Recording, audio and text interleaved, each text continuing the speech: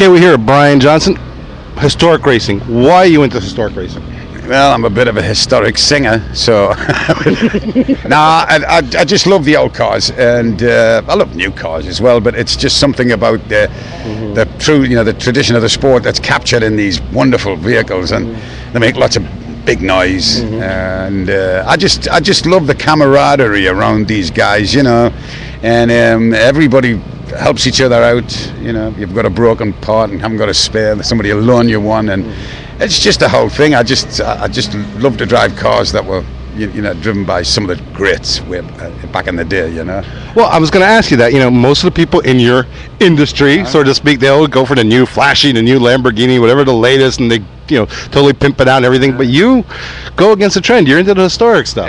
Well, it's as I say, it's just when I was a kid and I used to watch racing on the television, it was pretty basic then, black and white, a couple of cameras on one corner and one on the start-finish line, and it just always filled my imagination with dreams of wanting to be, what it must be like to be rich. We lived in a mining village, we didn't have any money, and these kind of things were just wonderful escapes for us to watch. It'd be on the television on a Saturday afternoon on the BBC, and Graham Hill and Denny Hume and McLaren, Bruce McLaren, Sterling Moss, all these great drivers, and they were just legends to me, and for me just to do this is just wonderful. I love it. I just love it. Okay, if you guys haven't figured out who this guy is, I'm not going to tell you because there's something wrong with you. You shouldn't be watching our show. So what's coming up in the future? New album, new tour, anything? Well, we've got a new live album which was shot in Argentina at the end of the last tour, which was about September. That must have been crazy in Argentina. It was 300,000 people there, and it was just wonderful. And we had about 12 cameras there and a great sound crew. And we just enjoyed the heck out of it, and we're gonna. It's music. If our band were here, we'd drown these buggers out. But it comes out about the live album comes out with the video of the concert in about 6 weeks or something.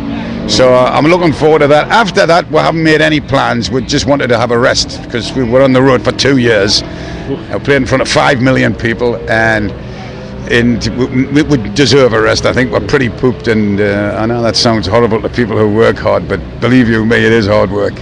Well, I can imagine now you're at the point now where you schedule your tours around your racing, right? Yeah, absolutely. Well, this year is going to be racing. I'm going to race this year as much as I can in Europe and in America.